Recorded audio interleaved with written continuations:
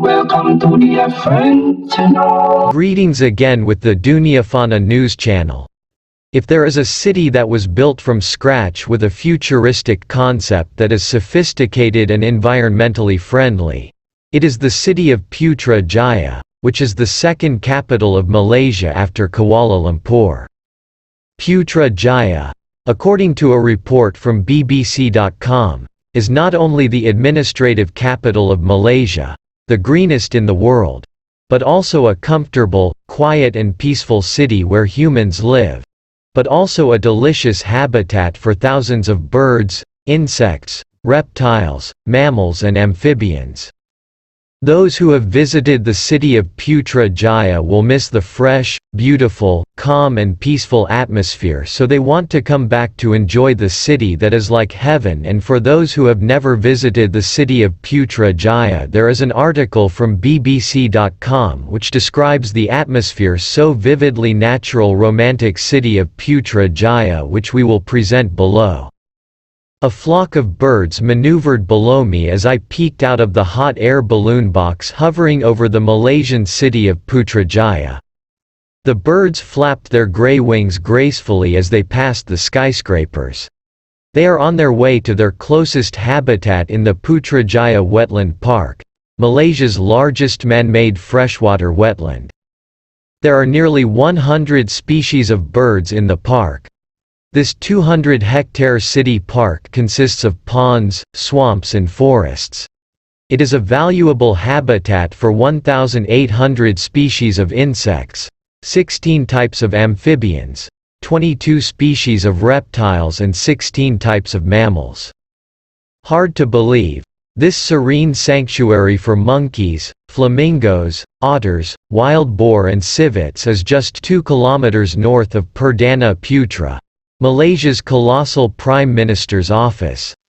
This sprawling environmental sanctuary is part of the bold vision of the man who spent many years in the post of Malaysian Prime Minister, Mahathir Mohamad. It is believed that no politician has left as big a mark as Mahathir in Malaysia. The country has been independent for 64 years and Mahathir was the head of its government for 24 years. His second term of office ends in 2020.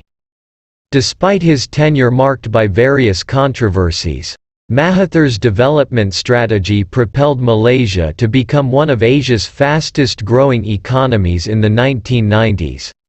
Some of Kuala Lumpur's largest buildings bear witness to his ambition, one of which is the Kuala Lumpur International Airport and the iconic 452-meter-high Petronas Twin Towers. But his most daring project is Putrajaya, alias the second capital of Malaysia. Kuala Lumpur Airport began operating in 1998, almost simultaneously with the opening of the Petronas Twin Towers. A year later, Putrajaya became the federal government of Malaysia's new way of dealing with overcrowding in Kuala Lumpur. The planned modern city was developed out of a messy patch of rubber and oil palm plantations. It is located just 25 kilometers south of Kuala Lumpur, which remains the national capital. Putrajaya functioned as the administrative capital and center for the judiciary and many other government offices. Although sandwiched between Kuala Lumpur, which is one of the most visited cities in the world, and the historic city of Malacca, Putrajaya seems hidden in plain sight. Like countless other tourists, on dozens of my first trips to Kuala Lumpur, I caught a glimpse of Putrajaya from the highway that connects the airport to the city center. Curiosity eventually led me to explore this unobtrusive city twice. First by hot air balloon, then by foot.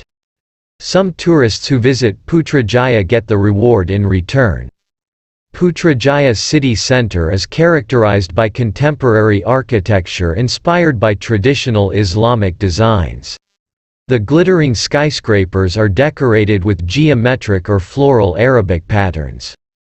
Tunku Mizan Zainal Abidin Mosque, or known as the Iron Mosque, exhibits the cutting-edge steel and glass architecture that you usually find in Tokyo or Beijing.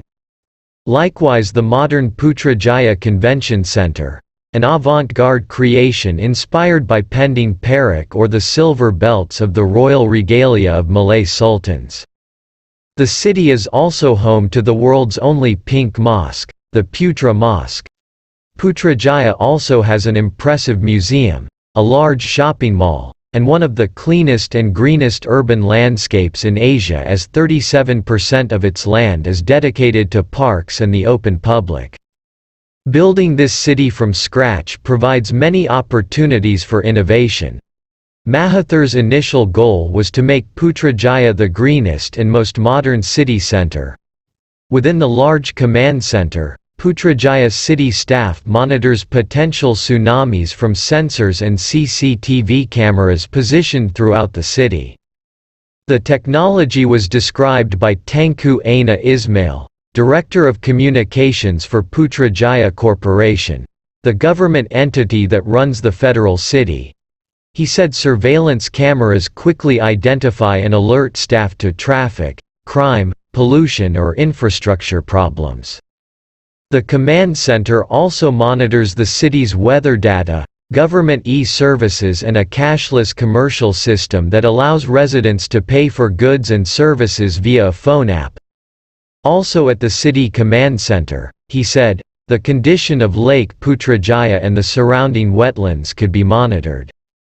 Initially, Putrajaya was intended to develop into a city of 350,000 people and around 500,000 workers who commuted daily. The city is intended as a place to showcase Malaysia's heritage and identity in an eco-friendly manner. However, the enduring allure of Kuala Lumpur meant that Putrajaya's population growth was slower than expected. Today the city is a delight for both locals and tourists looking for a break from the hustle and bustle of Kuala Lumpur. Putrajaya remains a sprawling but sleepy metropolis with a population of just 120,000 people. In dozens of trips across Asia, Singapore is the only place where I've found many uncrowded public parks. I made that predicate until I visited Putrajaya. The city center is in the middle of Lake Putrajaya, on an island 4 kilometers long by 2 kilometers wide. The lake has 38 kilometers of waterfront, much of it with parks, jogging trails and bicycle paths.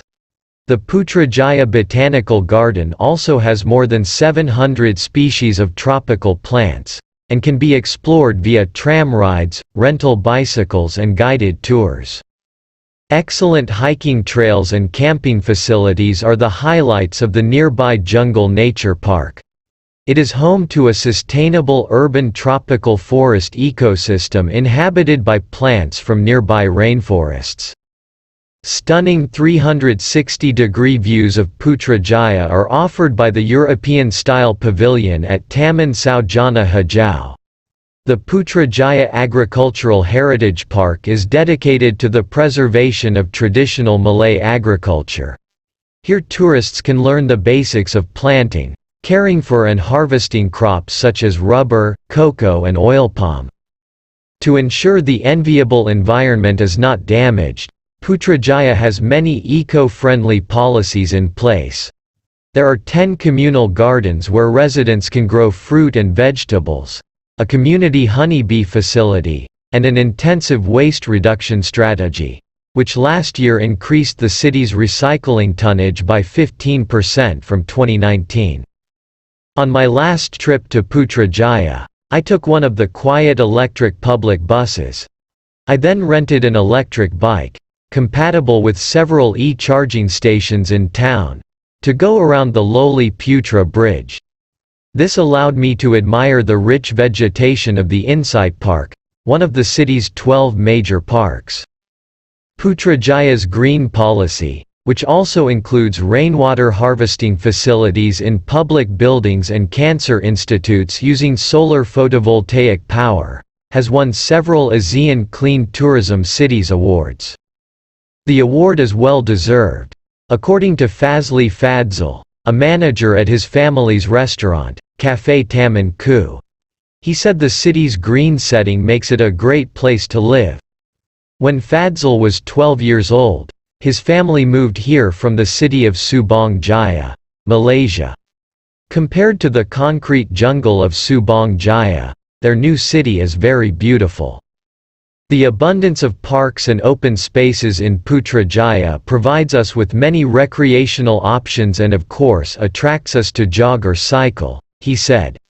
The Malaysian government is counting on Putrajaya's parks and cleanliness to attract more visitors if the coronavirus pandemic subsides.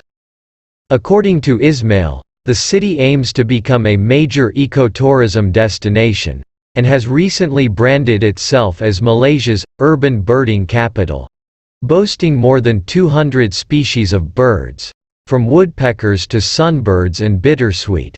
The city plans to expand its annual Putrajaya bird contest. In that event, people compete to observe and record the highest number of bird species in a specified time in a city park. Tourists can also follow 3 marked bird trails through the Putrajaya Wetland Park, Botanical Gardens, and Natural Forest Park. As well as being a great tourist spot, green spaces are extremely valuable habitats, according to conservation biologists. Sundari Ramakrishna of the Environmental Protection Society Malaysia said, "Putrajaya is an amazing place for wildlife to live and breed," he said. There are so many clean and serene forests and lakes around Putrajaya and of course that helps create an amazing diversity of flora and fauna. The last time I visited the wetlands there I saw so many birds like herons, cranes and egrets. A beautiful artificial habitat that feels very natural and the birds love it and can safely breed there, said Sundari. Ramakrishna, who lives in Kuala Lumpur, called Putrajaya very fertile, spacious and efficient compared to Malaysia's more famous capital. The air in Putrajaya is very clean. There are so many big green areas to relax and also a lot of interesting architecture there too, he said. It's not a perfect city, it can always be better.